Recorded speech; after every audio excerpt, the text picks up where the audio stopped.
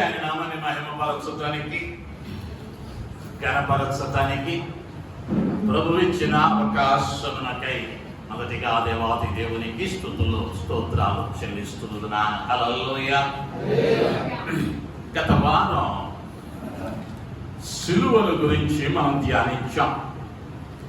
సిలువ శ్రమలను గురించి జ్ఞాపకం చేసుకుంటూ ఉన్నాం. ఆ సిలువ మీద ఏం జరిగిందయ్యా అన్నది మనమందరము ఎరిగిన వారం. నీతిమంతుడు పరిశుద్ధుడైన ప్రభువు ఆయన తన రక్తమును ప్రోక్షించినట్లుగా ఆఖరి రక్తపు బిందువు వరకు ఆ సిలువ మీద కాచినట్లుగా లేఖనాలు స్పష్టంగా చెబుతూ ఉన్నాయి. వాక్యములో ఆయన రక్త ప్రోక్షణను గురించి బైబిల్ గ్రంథం ఏం తెలియచేస్తూ ఉంది, ఏమి నేర్పిస్తూ ఉన్నది అన్న దానిని ఉదయ కాలం ముందు మీ ముందుకు తీసుకుని రావాలని ఆశపడుతూ ఉన్నాను. మనం అనేక పర్యాయాల్లో మనం కడగబడ్డం రక్తంలో అనుకుంటూ ఉన్నాం. కానీ ఈ ఉదయం మనల్ని మనం ప్రశ్నించుకుందాం, పరిశీలించుకుందాం. ఏ స్థితిలో మనం ఉన్నామో అధ్యయనం చేసుకోగలిగితే, ఆత్మ పరిశీలన చేసుకోగలిగితే ఈ దినం మన జీవితాలకు అది ఆశీర్వాదాన్ని ఇచ్చేదిగా ఉంటున్నది. లేవియ కాండములో 17వ అధ్యాయము 11వ వచనానికి రాగలిగినప్పుడు రక్తము దేహమునకు ప్రాణము, మీ నిమిత్తము ప్రాయశ్చిత్తము చేయునట్లు బలిపీఠము మీద పోయుటకై దానిని మీకు ఇచ్చి తిని దేవుని నామానికి మహిమ కలుగును గాక. దేవుడైన యెహోవా మోషేతో మాట్లాడుతూ ఈ మాటలు నీవు అహరోనుకును వారి సంతతి వారికి ఇశ్రాయేలు సమాజం అంతటికి తెలియపరచినటువంటి సత్యమై ఉంటూ ఉన్నది, పాటించవలసిన నియమమై ఉంటూ ఉన్నది. పాత నిబంధన చరిత్ర ప్రకారం లేదా ధర్మశాస్త్ర నిబంధన ప్రకారం ఏమవ్వాలయ్యా అంటే ప్రతి వాడును తన పాపాలను పరిహరించుకొనటానికి, తమ పాపాలను కడుక్కొనటానికి హెబ్రీ పత్రిక 9:7 ఆధారం చేసుకుని ప్రతి ఏటా కూడా వాడు ఏం చేయాలయ్యా అంటే ఒక దూడనో ఒక ఎద్దునో యాజకుని యుద్ధకు తీసుకుని రావాలి. ఈ యాజకుడు ఏం చేస్తా ఉన్నాడయ్యా అంటే ప్రధాన యాజకుడు లేవియ కాండములో ఆ క్రమం ఎలా ఉండాలో చెబుతాడు. యాజకునికి దగ్గరకు తెచ్చినటువంటి ఆ పశువును ఎక్కడ పడితే అక్కడ, ఎవరు పడితే వారు వధించటానికి అధికారము ఇవ్వబడలేదు. ప్రధాన యాజకుడు ఆ పశువును వధించి బలిపీఠము మీద దాని రక్తమును కార్చి దాని కొవ్వును, దాని మాంసమును అక్కడ దహించవలసినటువంటి క్రమాన్ని పాత నిబంధన చరిత్ర తెలియచేస్తూ ఉంది. పాత నిబంధనలో రక్తము ప్రోక్షించబడటం అది ఖచ్చితమైన నియమం. ఆ నియమం ఎలా పాటించాలి అంటే ప్రతి సంవత్సరము ప్రతి వాడు ఇశ్రాయేలీయులు అనబడిన వారు ఈ ఏటేటా ఇశ్రాయేలీయులు యెరూషలేము దేవాలయమునకు లేదా దేవాలయం కట్టబడక మనకు ప్రత్యక్ష గుడారము యొద్దకు తాము బలులు చెల్లించడానికి వెళ్ళి వారిగా ఉంటూ ఉన్నారు. అయితే ప్రభు ఏం చేస్తాడయ్యా అంటే ఏటేటా బలి చెల్లిస్తూ ఉన్నప్పటికీ వారి జీవితాలలో సరి అయినటువంటి మార్పు రాకపోవటాన్ని బట్టి ప్రభువైనటువంటి తండ్రి తన ఏకైక కుమారుణ్ణి బలికి అర్పించబడవలసినటువంటి గొర్రె పిల్ల వలె ఈ లోకానికి పంపి ఆ కలువరి కొండ మీద ఆ గొల్గొతా అనబడిన స్థలములో ఆయనే నీ పక్షంగా నా పక్షంగా ఆయన బలియాగమైనట్లుగా లేఖనాలు స్పష్టంగా చెప్పబడుతూ ఉన్నాయి. రక్తములో ఏమున్నదయ్యా అంటే ప్రాణమున్నది అని చెప్పాడు. ఒక వ్యక్తికి రక్తము చాలా ప్రాముఖ్యము. వానిలో గనక రక్తహీనత ఏర్పడితే వాడు అస్వస్థతకు గురయ్యేటువంటి ప్రమాదం ఉన్నది. అదే సమయంలో రక్తము పూర్తిగా పోయిందనుకో వాడు బ్రతకటానికి అవకాశము లేదు. అందుకనే అన్నది లేఖనం, రక్తము ప్రాణమై ఉన్నది. ఆ రక్తము ప్రోక్షించబడాలి. అయితే మనకిచ్చిన భాగ్యం ఏంటయ్యా అంటే ఏటేటా వెళ్ళి మనం బలులర్పించాల్సిన అవసరం లేకుండా ఆయనే నిత్యమైన బలిగా ఆయన తన రక్తాన్ని ప్రోక్షించిన వాడై ఉంటూ ఉన్నాడు. ఆ రక్త ప్రోక్షణము వలన మనకు కలిగినటువంటి విలువ ఏంటి, మనకు పొందినటువంటి మేలు ఏమిటి అన్నది మనం పరిశీలించుకుని ఆ మేలును మనం అనుభవిస్తూ ఉన్నామా లేదా అన్నది ప్రశ్నించుకోగలిగితే మనము ఆయనను వెంబడిస్తూ ఉన్న వారమా కాదా అన్నది నిర్ధారించుకోవచ్చు. రోమపత్రికలో మీరందరూ చదివి ఉంటారు. 5వ అధ్యాయము 9వ వచనానికి వస్తే ఇప్పుడు నీతిమంతులముగా తీర్చబడి మరింత నిశ్చయముగా ఆయన ద్వారా ఉగ్రత నుండి రక్షింపబడును. దేవుని నామానికి మహిమ కలుగును గాక. హల్లెలూయా, హల్లెలూయా. కాబట్టి ఆయన రక్తము వలన ఇప్పుడు నీతిమంతులముగా తీర్చబడి, అంటే ఇంతకు ముందు వీళ్ళు ఏమై ఉన్నారయ్యా అంటే అనీతిమంతులుగా ఉన్నారు. నీతి వీరిలో లేదు. కానీ యేసు రక్తం ఏం చేసిందయ్యా అంటే వీరిని నీతిమంతులుగా తీర్చింది. యేసు రక్తం మొదటిగా ఒక పాపిని ఏం చేస్తా ఉన్నదయ్యా అంటే నీతిమంతునిగా తీరుస్తూ ఉంది. ఎప్పుడైతే నువ్వు రక్తము చేత కడగబడ్డావో, ఆయన రక్తములో పాలిభాగస్థుడు అయ్యావో, ఆయన నీ కొరకు ప్రాణం పెట్టిన దేవుడు, ఆ రక్తములో కడగబడిన అనుభవము నీలో ఉంటే మొదటిగా నీవు ఏదిగా మార్చబడి ఉంటావయ్యా అంటే నీతిమంతునివిగా మార్చబడి ఉండవలసిన అవసరం ఉంటూ ఉన్నది. అంతేకాదు నిశ్చయముగా ఆయన ద్వారా ఉగ్రత నుండి రక్షింపబడుదుము. రాబోయే ఉగ్రత నుండి రక్షింపబడతాము అన్న నిశ్చయతను కలుగ చేస్తా ఉన్నాడు. ఆయన రక్తం మనకిచ్చినటువంటి ఆధిక్యత ఏంటయ్యా అంటే ఉగ్రత నుండి తప్పిస్తా ఉంది, నీతిమంతులుగా మారుస్తూ ఉన్నది. మనము పాపములో ఉన్నాము, శాపంలో ఉన్నాం. ఆయన అనుగ్రహించేటువంటి మహిమను పొందలేకుండా ఉన్న మానవాళిని రక్షించాలని ఆయన పరలోకమును విడిచి ఈ లోకానికి మానవునిగా వచ్చి తన శరీరములోని ఆఖరి రక్తపు బిందువు వరకు ఆయన ఏం చేస్తాడయ్యా అంటే కార్చిన దేవుడు. మరి మనమందరము కూడా ఆయనను వెంబడిస్తూ ఉన్నాం అని చెప్పుకునేవారు, ఆయనను వెంబడిస్తూ ఉన్నాం అని చెప్పుకునేటువంటి వారు నీతిమంతుల జాబితాలో ఉన్నామా లేదా? నీతిలో ఏముండదయ్యా అంటే అనీతి ఉండదు, అనీతి ఉండదు. ఇంకా మనకు అర్థం కావాలి అంటే 1 యోహాను పత్రికలోనికి వెళదాం. 1వ అధ్యాయములో 1 యోహాను పత్రిక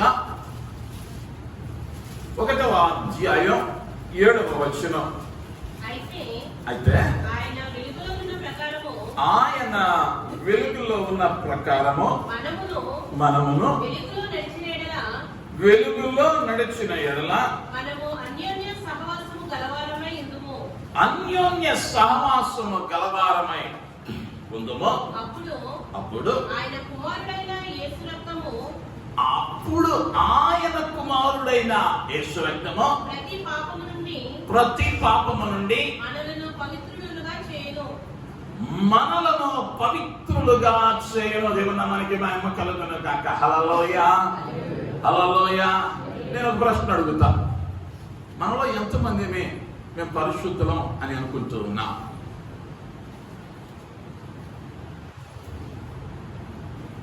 మీ అనుమానం నాకు అర్థమవుతూ ఉంది. ఆ వచనంలో చదివిన వచనంలో మీరు జ్ఞాపకం చేసుకుంటే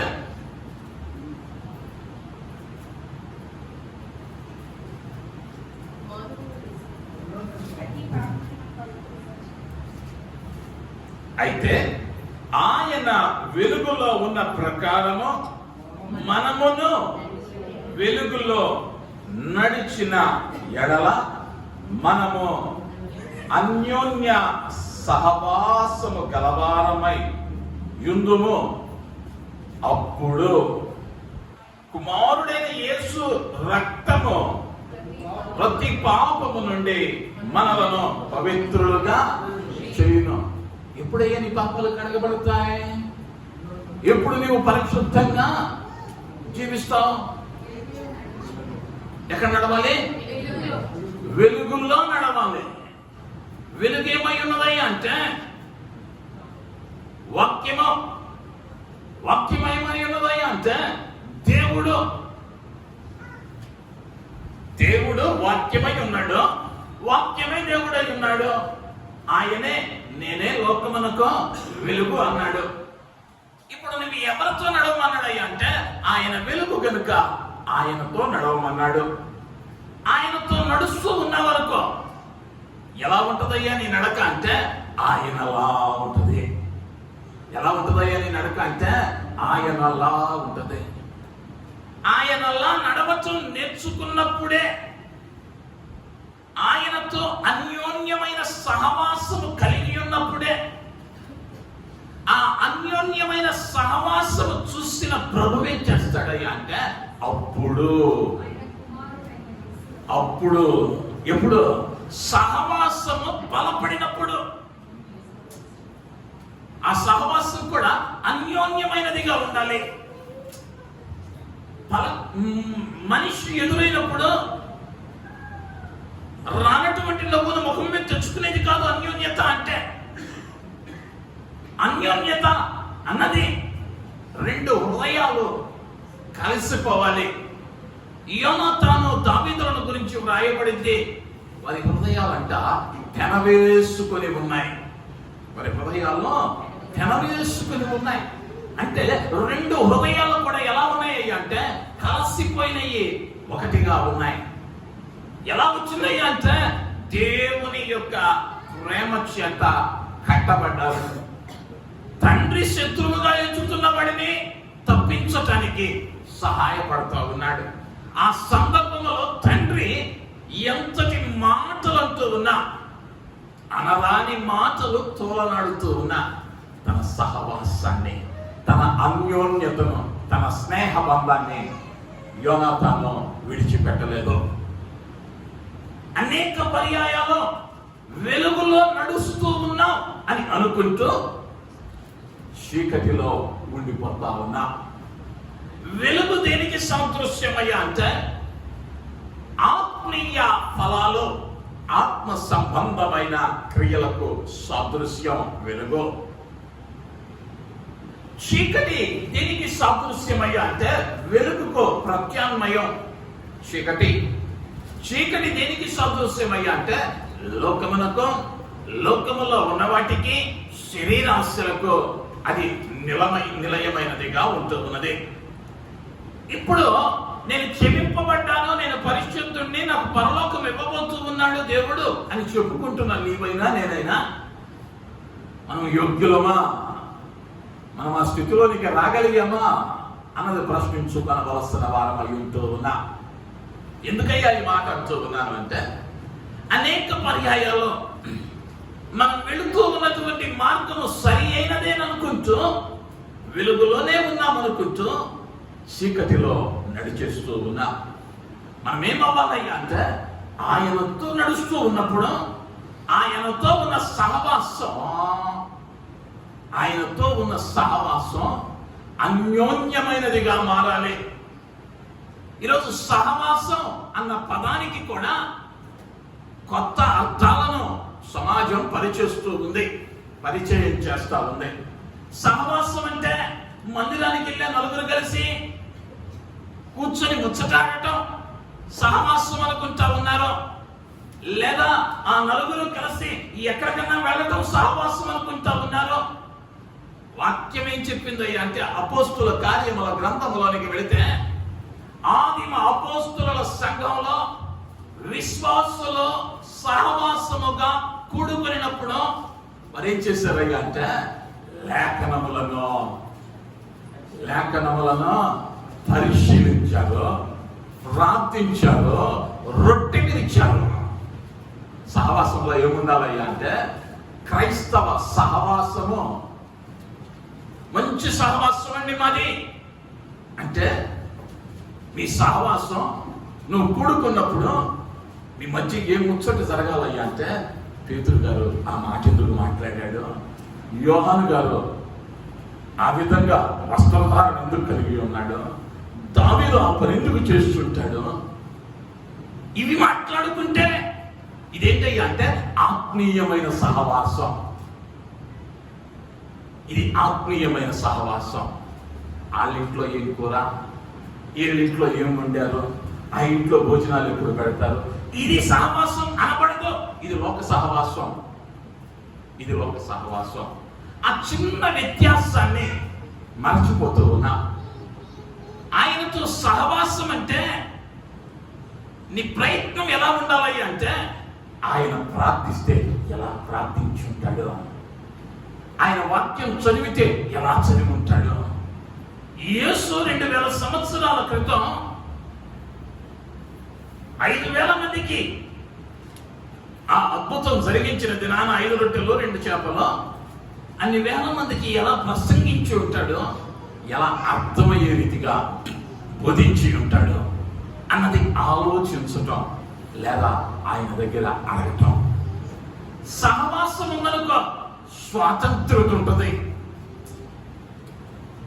దగ్గర వాడిని మాత్రమే ఏ ముఖమాటం లేకుండా ఏ విషయాన్నైనా అడుగుతాం. అదే కొంచెం దూరపు వాడనుకో అడిగితే ఏమన్నా అనుకుంటుందేమో అన్న సందేహం కలిగితే అనేక పర్యాయాలు మన ఆత్మీయ జీవితంలో కూడా అనేకమైన సందేహాలు కలుగుతూ ఉంటాయి. ఆ సందేహం కలిగినప్పుడు ఆయనను అడగగలుగుతూ ఉన్నావంటే నీ సంబంధం ఎలా ఉన్నట్లయ్యా అంటే అన్యోన్యంగా ఉన్నట్లు. నీకు ఒక సందేహం వచ్చింది, ఆ సందేహాన్ని ఎవరిని అడగాలయ్యా అంటే దేవుని అడగాలి. ఎందుకయ్యా అంటే ఆయన గురించి నీ సమస్యకు నీ సందేహానికి నివృత్తి చేయగలిగిన జ్ఞానము కలిగిన వాడు ఎవడనూ లేడు. అందుకనే అన్నాడు, ఎవరికైనా జ్ఞానము కొదువుగా ఉన్న ఎడల వాడు దేవునిని అడగవలెను. పక్కింటికి వెళ్ళి తలుపు కొట్టి, అయ్యా ఇట్లెందుకు అన్నారు, ఇది ఎందుకు జరిగింది, ఈ ప్రయాణం ఇలా కాకుండా ఉంటే బాగుండేది కదా, ఎక్కడ అడగాలయ్యా అంటే యోసేపు చరిత్రలో నాకు బాగా నచ్చిన మాట, యోసేపు తన అన్నల ప్రవర్తనను బట్టి వచ్చి తన తండ్రికి తెలియచేశాడు. యోసేపుకు స్నేహితులు లేరా, యోసేపుకు బంధువులు లేరా, యోసేపుకు ఇరుగు పొరుగు వారు లేరా, ఉన్నారు. కానీ యోసేపుకి ఏం తెలుసు అంటే ఈ సమస్య ఇది సరిచేయబడాలన్న ఆలోచన కలిగిన యోసేపు ఎవరి దగ్గరకు తీసుకుని వెళితే ఇది పరిష్కారం అవుతుందో యోసేపు ఎరిగిన వాడు. కాబట్టి తండ్రి దగ్గరకు తెచ్చాడు, తండ్రి బిడ్డలను మందలించాడు. ఈనాడు ఏమైపోతున్నామయ్యా అంటే వెలుగులో ఉన్నామనుకుంటూ వెలుగు కార్యాలను విడిచిపెట్టి చీకటిలో నడిచేస్తూ రక్షించబడిన వారి జాబితాలో ఉన్నా అని అనుకుంటూ ఉన్నా. ఆయన రక్షించటానికే వచ్చాడు, నీ పాపాలను కడగటానికే వచ్చాడు. కానీ నువ్వేమవ్వాలి అంటే ఆ రక్తంలో కడగబడటానికి ముందుగా ఆ వెలుగులో ఆయనతో కలిసి నడిచే అనుభవంలోనికి రావాలి. ఆయనతో నడుస్తూ ఉన్నప్పుడు ఎలా ఉంటుందయ్యా ప్రయాణం అంటే, ఈ లోకంలో మీకు శ్రమ కలుగును, ఈ లోకంలో మీకు శ్రమ కలుగును, అయినను ఓర్పు కలిగి ఉండండి, మీ ఫలము పరలోకమందు అధికమగును అని చెప్పాడు. అంటే మనం వెళుతున్న మార్గం కష్టంగానే ఉంటుంది, నొచ్చుకుంటానే ఉంటాం. కానీ ఆ మార్గంలో ఆయనతో కలిసి నడవటం నేర్చుకొనవలసిన వారమై ఉంటూ ఉన్నా. అప్పుడు ఏం చేస్తాడు అంటే, యేసు క్రీస్తు యొక్క రక్తము చేత మన ప్రతి పాపములను కడిగి పరిశుద్ధపరుస్తాడు. హల్లెలూయా, హల్లెలూయా. ఆయనతో సహవాసము లేకుండా వెలుగున్న చోట చీకటికి అవకాశము లేదు, చీకటి ఉన్న చోట వెలుగు ఉండదు. ఈనాడు ఏమైపోతున్నామయ్యా అంటే, నీ హృదయంలో ఆయన కుర్చీ కోరుకుంటున్నాడు, కానీ మనం ఏం చేస్తున్నామయ్యా అంటే మంచి విలువైన సోఫాలను సిద్ధం చేస్తా ఉన్నాం. అర్థమవుతుంది అనుకుంటా.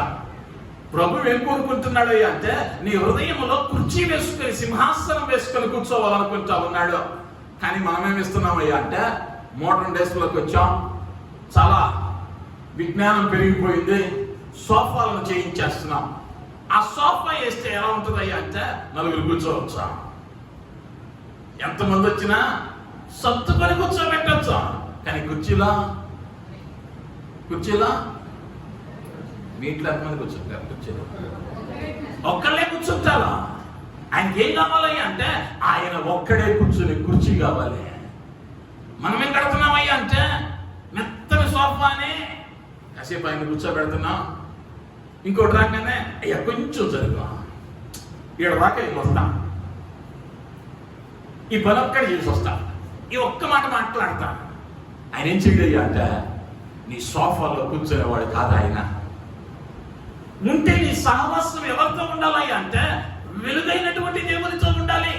అప్పుడే చక్కగా చెప్పాడు యోహాను భక్తుడు.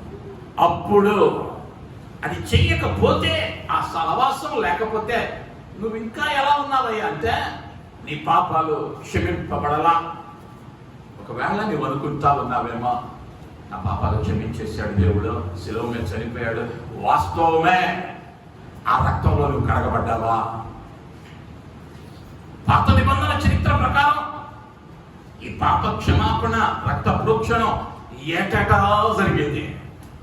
కానీ యేసు మరణం ఏటేటా జరగటం వల్ల ఒకే పర్యాయం జరిగింది. నీ జీవితంలో కూడా ఈ పాప క్షమాపణ కడగబడటం ఒక పర్యాయమే.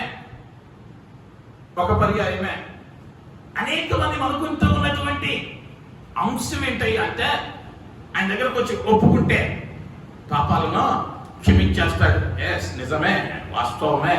ఆయన క్షమించే దేవుడు, క్షమించడానికి ఈ లోకానికి వచ్చాడు. కానీ ఆయన చక్కని మాట చెప్పాడు, తెలియక చేశావే ఇంతకు ముందు, ప్రభువుని రక్షకునిగా అంగీకరించక ముందు చేశావే, దాన్ని ఏం చేశాడయ్యా అంటే, ఇక నన్నటికి నీ జ్ఞాపకం చేసుకొని అన్నాడు. సత్యాన్ని విన్న తర్వాత కూడా, సత్యాన్ని ఎరిగి ఉండి కూడా, ఇది చేయకూడదని, ఇది అనకూడదని, ఇది తినకూడదని, ఇక్కడికి వెళ్ళకూడదని, ఇది మంచిది కాదని తెలిసిన తరువాత కూడా చేస్తూ ఉన్నావే, దానికి ఏం లేదయ్యా అంటే క్షమాపణ లేదు. దీనిని దేనిలోకి తీసుకెళ్తున్నాడయ్యా అంటే, న్యాయ విమర్శలోనికి తీసుకుని వెళ్తాడు.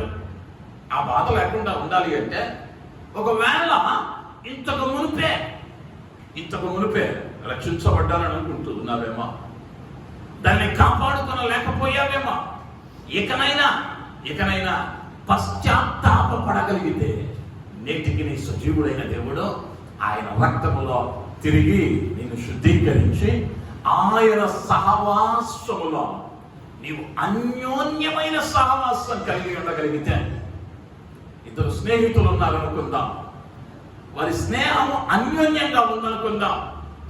ప్రక్కన వాడు వచ్చి ఎన్ని మాటలు చెప్పినా వీళ్ళ స్నేహం ఏమవుతాయి అంటే, వీళ్ళ స్నేహం విడిపోతాం. ఎందుకయ్యా అంటే ఒకని హృదయం ఒకడు ఎరిగిన వాడు. అదే వీళ్ళ అన్యోన్యమైన స్నేహం కాదనుకో, అవతల వాడు వచ్చి నేనేమన్నాడో తెలుసా అంటే చాలు, అక్కడ అగ్గిపుల్ల కూడా అక్కర్లా, అగ్ని పర్వతమే తయారైంది. ఎందుకయ్యా అంటే వారిరువురి మధ్య అన్యోన్యత లేదు. నీ దేవునితో కూడా నీకు అన్యోన్యత లేదనుకో, సాతానుడు వచ్చి నీకెందుకు ప్రమోషన్ రాలేదో తెలుసా అంటాడు. అయిపోయింది, సహవాసం ప్రారంభానికి వచ్చింది. నీకెందుకు ఈ రోగం వచ్చిందో తెలుసా, ఎందుకు నువ్వు ఇంకా ఇంతే ఉన్నావో తెలుసా. అవ్వను మోసం చేసింది కూడా ఇదే పద్ధతే.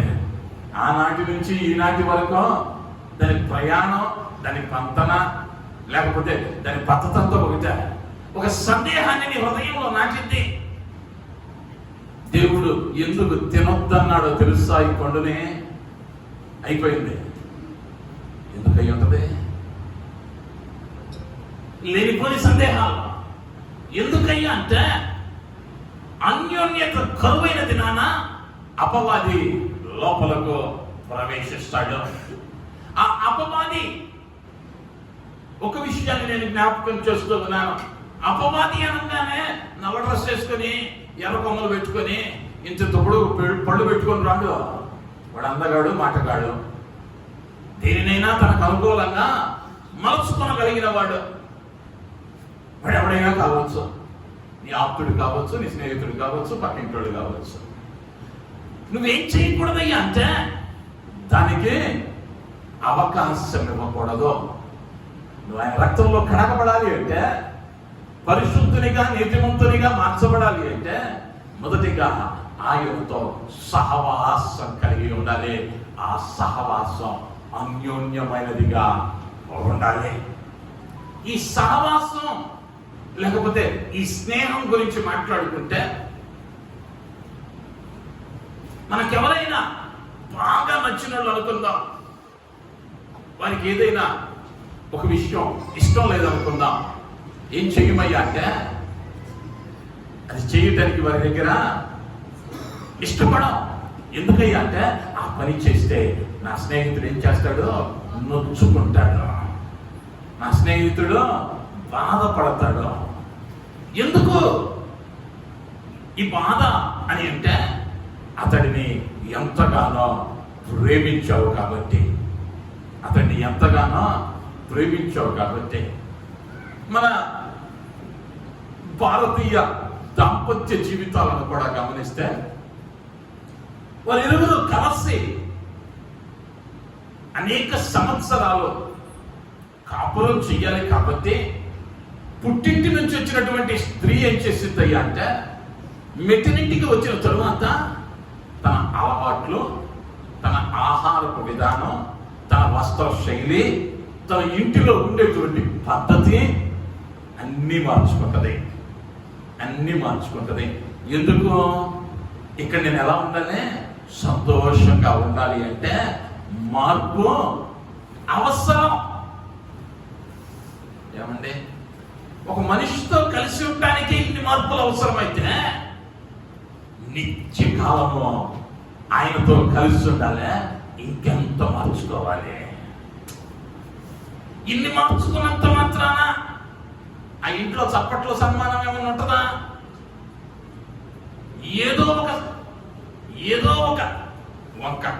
ఏదో ఒక మాట నిత్యము వస్తానే ఉంటాయి. వస్తా ఉన్నా కూడా ఇవేమవుతా ఉంటుందయ్యా అంటే జ్ఞానము కలిగిన స్త్రీ సర్దుకొని వెళ్ళిపోతుంది.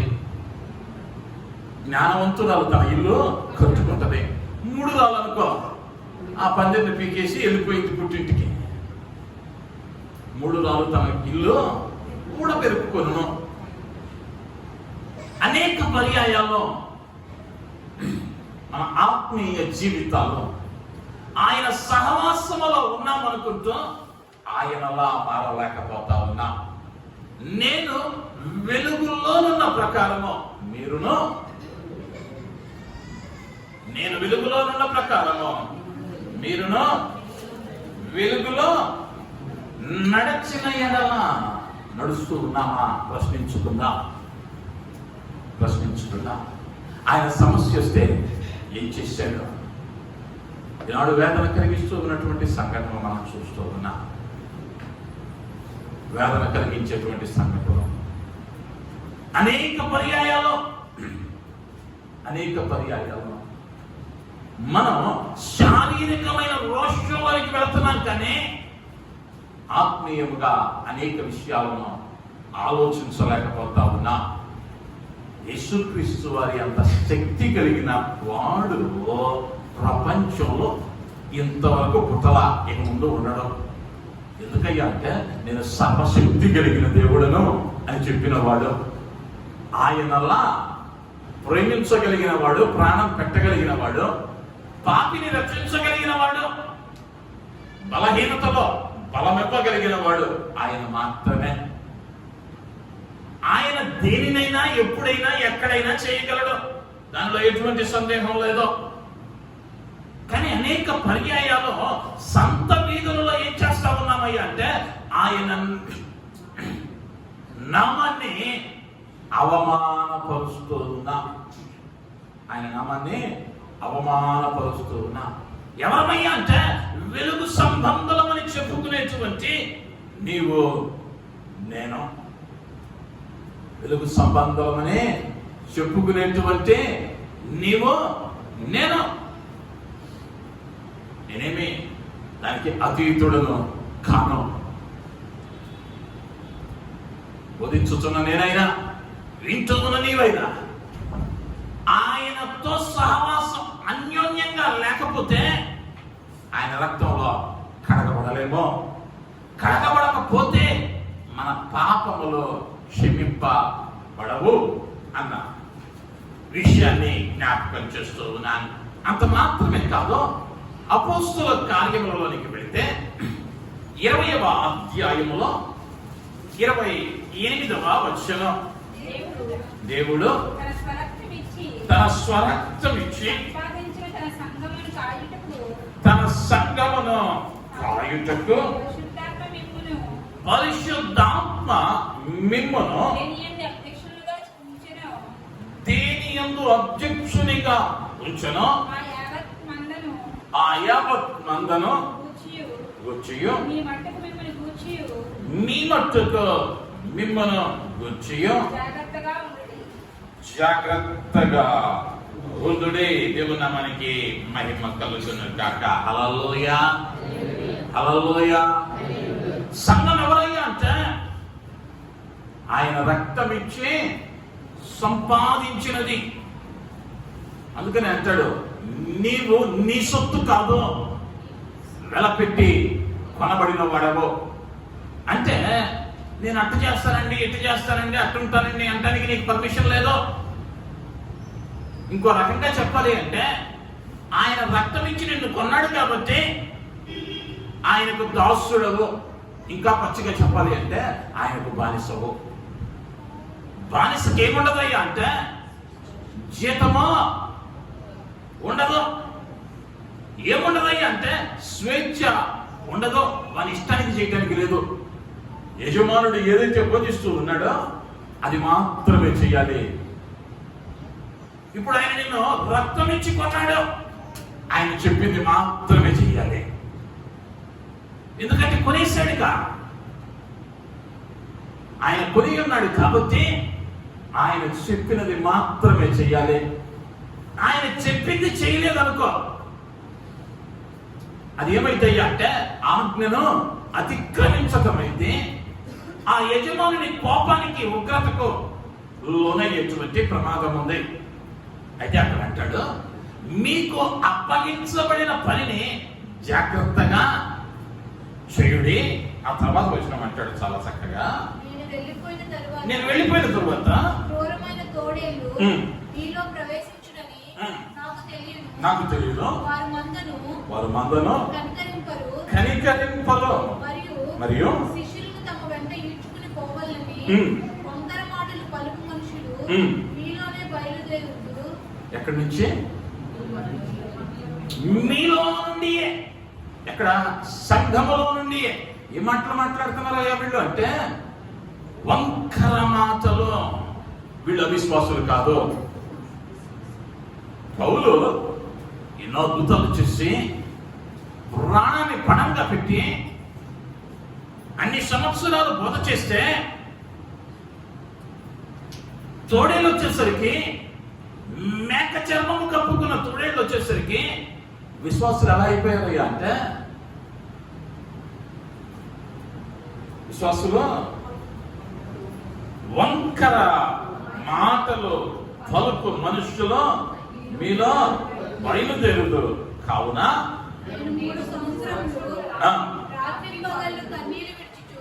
ప్రతి మనుషునికి మానక బుద్ధి చెప్పినని మీరు జ్ఞాపకం చేసుకొని మెలకువగా ఉండుడి.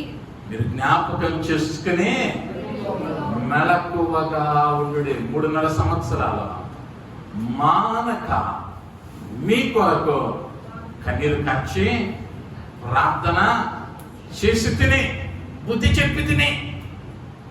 అయితే ఇప్పుడు వంకర మాటినేసరికి ఏమైపోయిందయ్యా అంటే, ఇంతవరకు చేసిన భక్తి ప్రక్కకి వెళ్ళిపోయింది.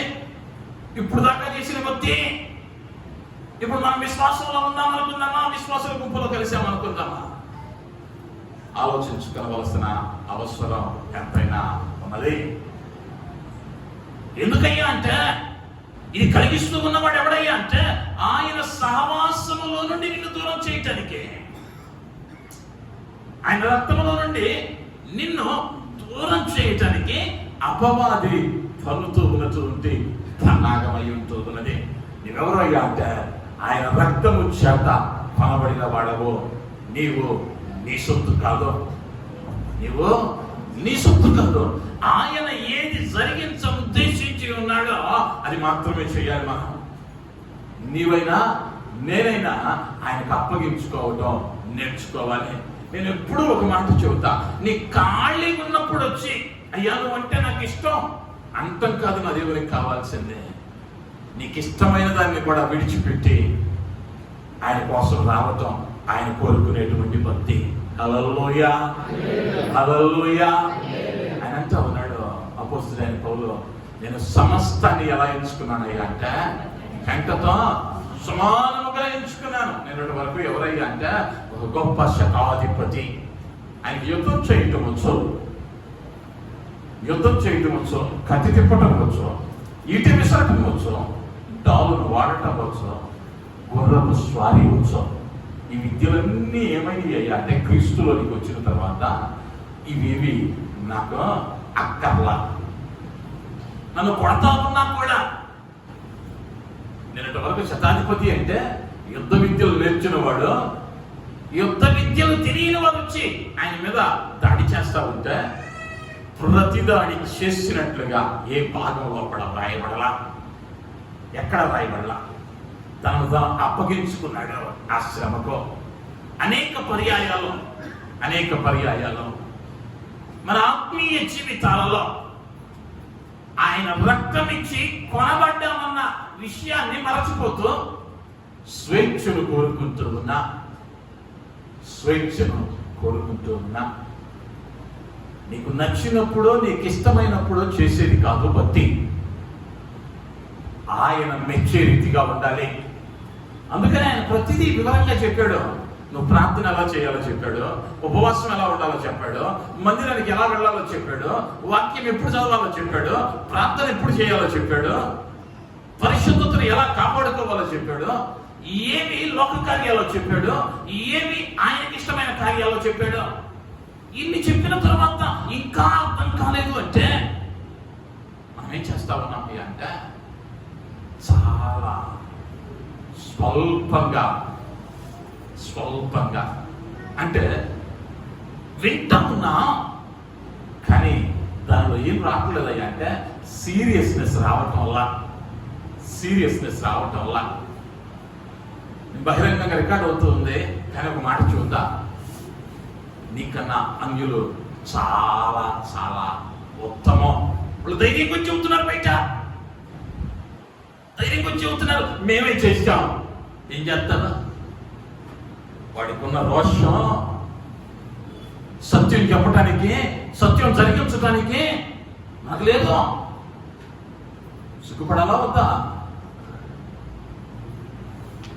మనం ఏది తప్పు చేయట్లా, తప్పు చేసేవాడిని మార్చాలని ప్రయత్నం చేస్తా ఉన్నా. ఆ వాస్తవాన్ని చెప్పడానికి సిగ్గుపడుతున్నావంటే ఇంకా నువ్వు మారలేదని అర్థం. నువ్వు మారితే ఏమవుతావయ్యా అంటే మరో ప్రవీణ్ పగడాలుగా మారుతావు. హల్లెలూయా. ప్రాణం ఇవ్వడానికైనా సిద్ధపడతాం. అమ్మో ఏమని అనుకుంటారేమో, ప్రార్థనకు పిలిస్తే ప్రార్థన చేద్దామంటే ఏమని అనుకుంటారేమో. సిగ్గుపడతా ఉన్నావా? సిలువను గురించిన వార్త నశించుతున్న వారికి వెరితనము, రక్షింపబడిన నీకు దేవుని శక్తి. మరి ఎందుకు సిగ్గుపడుతున్నా?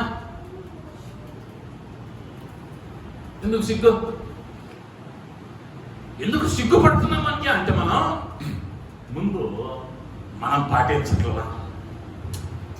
మనకు లేదు సహవాసం.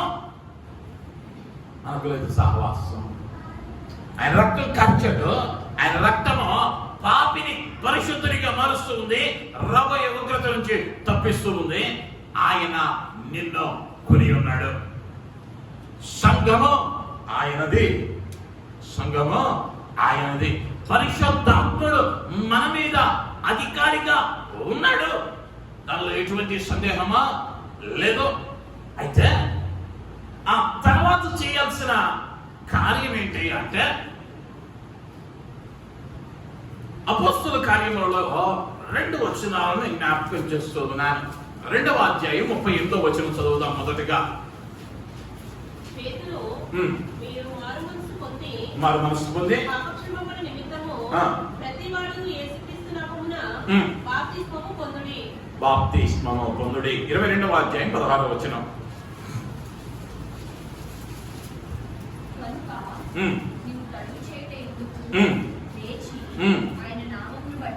ఆయన నామమును బట్టి ప్రార్థన చేసి బాప్తిస్మము పొంది. దేవుని నామానికి మహిమ కలుగును గాక.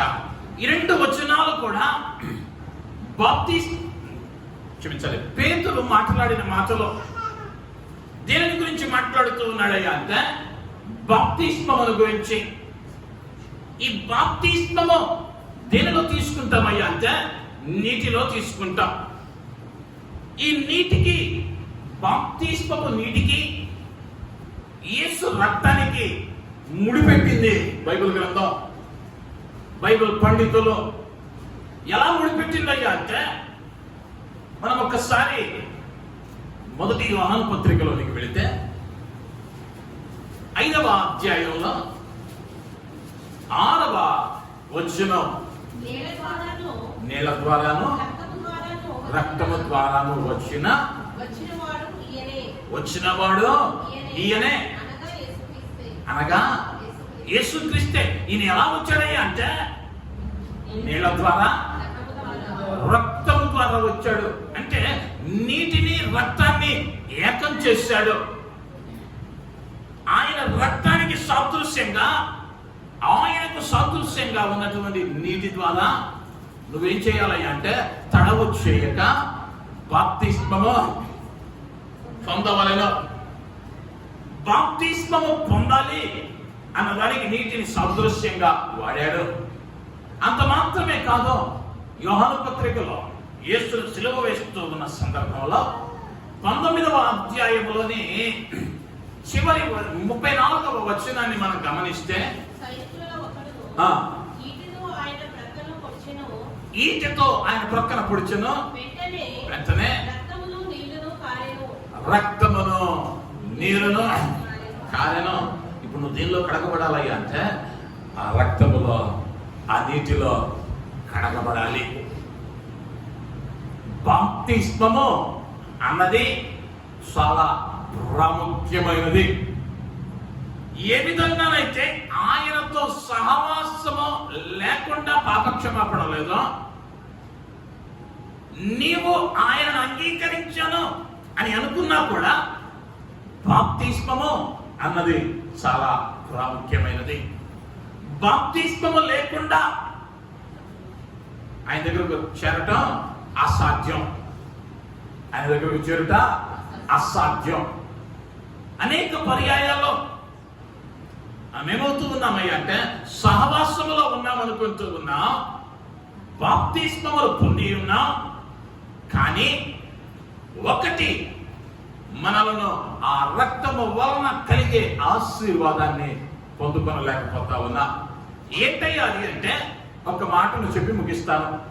గలతీయులకు రాసిన పత్రిక 3వ అధ్యాయం 27వ వచనం. క్రీస్తులోనికి బాప్తిస్మము పొందిన మీరందరూ క్రీస్తును ధరించుకుని ఉన్నారు. దేవుని నామానికి మహిమ కలుగును గాక. హల్లెలూయా. క్రీస్తులో బాప్తిస్మము పొందిన మీరందరూ ఎవరిని ధరించుకుని ఉన్నారయ్య అంటే క్రీస్తును ధరించుకుని ఉన్నారు.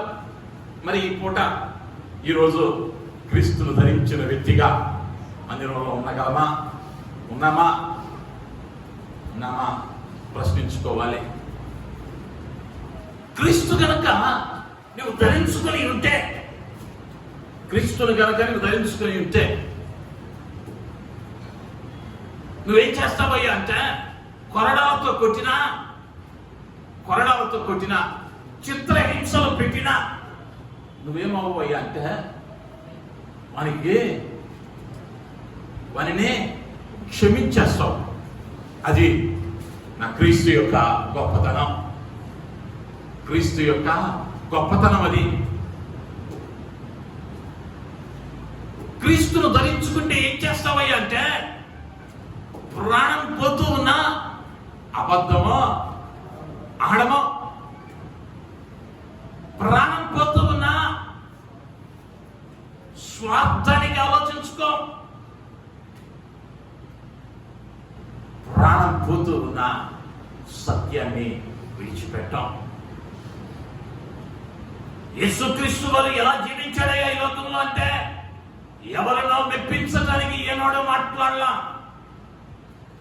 ఎవరో బహుమతులు ఇస్తారని ఏనాడు మాట్లాడలా. తప్పని చెప్పాడు. అది ఆనాటి అధికారులకు నచ్చలేదో ఆయన మీద ఏమైందయ్యా అంటే పగ, ద్వేషము, అసూయ పెంచుకొని ఆయనను సిలువ వేశారు. ఈనాటికి లోకం సత్యాన్ని ప్రకటిస్తే ద్వేషిస్తుంది. అందుకనే యేసుక్రీస్తు లేఖనాల్లో స్పష్టంగా చెప్పాడు, లోకములో మీకు శ్రమ కలుగును, సంతోషించి ఆనందించండి, సంతోషించి ఆనందించండి. మత్తయి సువార్తలో అంటాడు, నా నిమిత్తం జనులు మిమ్మల్ని హింసించి నిందించి మీ మీద అబద్ధముగా చెడ్డ మాటలలో పలుకున్నప్పుడు మీరు ధన్యులు. నా నిమిత్తం నిన్నెవడైనా దూషించాడా నువ్వు ధన్యుడు. దేవునికి తెలియదా దూషించిన వాడి మీద ప్రతిదూషణ చేయాలని? కానీ క్రైస్తవ్యం, క్రీస్తును ధరించుకుంటే నువ్వేం చేయవయ్యాక ప్రతీకారం తెచ్చుకో, క్షమించేటువంటి స్వభావాన్ని కలిగి ఉంటాం. అది చూపించగలిగితే ఈనాడు ఇటువంటి భయంకరమైనటువంటి పరిస్థితులను మనం చూసి ఉండేవారం కాదు అన్న విషయాన్ని నేను గట్టిగా చెప్పగలను. క్రైస్తవులని చెప్పుకుంటూనే క్రీస్తును ధరించుకునే జీవితాలు జీవించడాన్ని బట్టియే పరిశుద్ధమైన వారు ప్రాణాలు పెట్టేటువంటి పరిస్థితులు ఏర్పడుతూ ఉన్నాయి. వేదన కలిగించే పరిస్థితుల్లో మనం ఉన్నాం. నీ విశ్వాసం కాపాడబడాలి అంటే ఏదో ఆదివారం ఆరాధనకు వస్తే, లేదా కుదిరినప్పుడు వాక్యం, కుదిరినప్పుడు ప్రార్థన, ఇది కాదు కావాల్సిందే. త్యాగంతో కూడిన భక్తి కావాలి. ఆయన నీ కొరకు ఎంత చేశాడు అంటే తన ప్రాణాన్నే ధారపోశాడు. మరి ఉదయకాలం మనం ఆయన కొరకు ఏం చేస్తా ఉన్నాం అన్నది ప్రశ్నించుకోవలసిన వారం. ఏం చేస్తా ఉన్నాం? ఆయన తన ప్రాణాన్నే అప్పగించాడు. ఆయన రక్తము ద్వారా నిన్ను పరిశుద్ధునిగా మార్చడానికి అవకాశం ఇచ్చాడు. కడగబడ్డామా లేదా? కడగబడ్డామా లేదా? కడగబడ్డాం, బాప్తిస్మం తీసుకున్నాం. మరి ఆయన ధరించిన వారంగా ఈ లోకంలో నిలవబడగలుగుతూ ఉన్నామా? నేను ఎప్పుడు చెప్పే మాట, నువ్వు చెప్పుకోకూడదు, నేను క్రైస్తవుడినండి, నేను ప్రార్థన చేస్తానండి, నేను మందిరానికి వెళ్తానండి అని నువ్వు కాదు చెప్పాల్సింది. నిన్ను చూసిన ఒక అన్యుడు సాక్ష్యం ఇవ్వాలి. ఎప్పుడయ్యా సాక్ష్యాన్ని పొందుకుంటావంటే నీ ప్రవర్తన మారాలి, నీ మాట విధానం మారాలి. నీ మాట ఎలా ఉండాలయ్యా అంటే బాధలో ఉన్నవాడికి నెమ్మది ఇచ్చే మాట కావాలి. బాధలో ఉన్నవాడికి నెమ్మది ఇచ్చే మాట కావాలి. ఒకవేళ జరగకూడని సంఘటనే జరిగినా నిరీక్షణ కలిగించే మాట రావాలి. అక్కడ యాయేరు కుమార్తె చనిపోయే ఇల్లంతా గొల్లుగా ఏడుస్తుంటే నా యేసు వెళ్ళి పలికిన మాట, ఓరకుండుడి, ఏడవకుడి, ఈ చిన్నది నిద్రించుచున్నదే కానీ సరిపోలేదు. ఆయన వెళ్ళి మాట్లాడితే ఏమైందయ్యా అంటే సావు నుండి బిడ్డ జీవంలోనికి వచ్చింది. నీ మాట ఎలా ఉండాలయ్యా అంటే ఆ ఇల్లంతా ఏడుస్తా ఉన్నా నువ్వు వెళ్ళిన తోడనే ఆ ఇంటిలో ఆనంద నాట్యాలు ప్రారంభం అవ్వాలి. అప్పుడు క్రీస్తు నీ ద్వారా బయలుపరచబడతాడు. ఈనాడు అనేక పర్యాయాల్లో మనంతట మనమే ప్రచారం చేసుకుంటా ఉన్నాం. మేము క్రైస్తవులం, మేము విశ్వాసులం, మేము ప్రాంతన పరులం, మా ప్రాంతంలో కూడా దేవుడు అంటున్నాడు. నీ సొంత డబ్బా ఎవరికి కావాలి? అన్యుడు చెప్పాలి నీ గురించి. నీ గురించి సాక్ష్యం నీ పక్కింటోడు చెప్పాలి, నీ పక్కింటోడు చెప్పాలి, నీ స్నేహితులు చెప్పాలి, నీ సమాజంలో నీతో కలిసి సంచరిస్తూ ఉన్నవారు చెప్పాలి. అయ్యా మంచి ప్రార్థన పరుడండి, పాపం చెయ్యలేండి, పరిశుద్ధంగా జీవిస్తాడండి, ఏ ప్రలోభానికి లొంగడు. అది కదా సాక్ష్యం, అది కదా సాక్ష్యం. మరి సాక్ష్యాన్ని మనం కలిగి ఉంటా ఉన్నామా? క్రీస్తును ధరించిన వారంగా ఉంటూ ఉన్నామా? గత వారం దైవజనుడు ప్రవీణ్ పగడాల గారి అంతిమ యాత్ర భూస్థాపన కార్యక్రమం చూస్తూ ఉన్నప్పుడు నిజంగా నేను ఎంతగా ఆనందపడ్డానయ్యా అంటే, ఏందయ్యా పాస్టర్ గారు అక్కడ మనిషి చచ్చిపోయి అందరూ ఎడుతుంటే నువ్వు ఆనందపడ్డావంటున్నావు అనుకుంటారేమా? నిజంగా చాలా సంతోషం కలిగింది. ఎందుకయ్యా అంటే చూస్తున్న కోట్లాది మంది జనాంగానికి ఒక చక్కని సందేశం వెళ్ళింది. ఏంటయ్యా అంటే ఆయన సతీమణి ఒక మాట అందే, ఇక్కడ మేము నిలవబడింది ప్రతీకారం తీర్చుకోవడానికి కాదు, మా దేవుడు చూపిన మార్గం క్షమించటం. క్షమించటం అంత బాధలో, అంత వేదనలో సామాన్యమైన పదం కాదదే. ఆయన బ్రతుకుల దినాల్లో కూడా అన్న మాట నువ్వు మాటల్లో చెప్పటం కాదు, జీవించి చూపించాలి. అది క్రైస్తవ్యం. జీవించి చూపించాలి, ఎదుటి వారికి నేర్పించాలన్న ప్రక్రియలో వారితో శత్రుత్వం పెట్టుకోవద్దు. చాలా గొప్ప దైవజనుడు. కానీ మనం ఏమైపోతూ ఉన్నామయ్యా అంటే క్రియలలో చూపించలేని భక్తి, ఆచరిస్తూ మనం కూడా భక్తులము అని అనుకుంటూ ఉన్నాం. ఇకనైనా మనం ఇవ్వాలయ్యా అంటే క్రీస్తు కొరకు ఆయన రక్తములో కడగబడిన వారముగా మనం ఉన్నట్లయితే క్రీస్తును ధరించిన వారంగా ఉండాలి. ఏ స్థలములో ఉన్నా, ఏ ప్రాంతంలో ఉన్నా నీవు ఎలా ఉండాలి అంటే ప్రత్యేకించబడిన వారిగా ఉండాలి. ప్రత్యేకించబడిన వారిగా ఉండాలి. నీ ప్రతి కదలికలో అది కనిపించాలి. నీ ప్రతి కదలికలో అది కనిపించాలి. కనిపిస్తా ఉందా? ఒక్కసారి కళ్ళు మూసుకుందా? ఆయన రక్తంలో కడగబడ్డామని అనుకుంటున్నా. ఆయన నీ కొరకు నా కొరకు ప్రాణం పెట్టిన దేవుడు. ఆ రక్తంలో నీవు కడగబడినట్లయితే ఆయన సహవాసంలో మనం ఉన్నామా లేదా? అన్యోన్యమైన సహవాసం కలిగిన వారమైతే బాప్తిస్మపు అనుభవము గుండా దాటి వచ్చామా? ఒకవేళ దాటి వస్తే బాప్తిస్మము పొందిన మీరు క్రీస్తును ధరించుకుని ఉన్నారని లేఖనం చెప్పినట్లుగా అపోస్తులైన పౌలు మాట్లాడినట్లుగా మనం ఆయన ధరించుకుని ఉన్నామా లేదా ప్రశ్నించుకుంటూ, ఒకవేళ అటు స్థితిలో లేకపోతే ఈరోజే ప్రభువుకి అప్పగిస్తూ, అయ్యా నిన్ను ధరించుకుని వారముగా, నీ రక్తంలో కడగబడిన వారముగా, నీతో అన్యోన్యమైన సహవాసం కలిగిన వారంగా మమ్మల్ని మార్చమని ఆయనకు అప్పగించుకుంటూ చిన్న ప్రార్థన. కృప కలిగిన మా దేవా, దయగలిగిన మా యేసయ్య, నీ బంగారు పాదాలకు వందనాలు, స్తుతులు, స్తోత్రాలు. నీ రక్తము ద్వారా మాకు రక్షణనిచ్చావు, నీతిమంతులుగా తీర్చావు, పరిశుద్ధపరచావు, నీ రాజ్యానికి వారసులు అవడానికి అవకాశం ఇచ్చావు. అయ్యా అయితే దానిని స్వతంత్రించుకునటానికి అయ్యా మేము తండ్రి నీతో అన్యోన్య సహవాసము కలిగిన వారమై నీవు చూపిన మాదిరి చొప్పున బాప్తిస్మము ద్వారా అయ్యా నిన్ను ధరించిన వారముగా ఈ పాపపు లోకములో పరిశుద్ధంగా జీవించడానికి తగిన కృప, జ్ఞానము, ధన్యత చేయవచ్చిన మా అందరికీ దయచేయమని నీ కృపలో భద్రపరచమని యేసు నామములో అడుగుతున్నాను తండ్రి. ఆమేన్. ఆమేన్. దేవుని నామానికి మహిమ కలుగును గాక.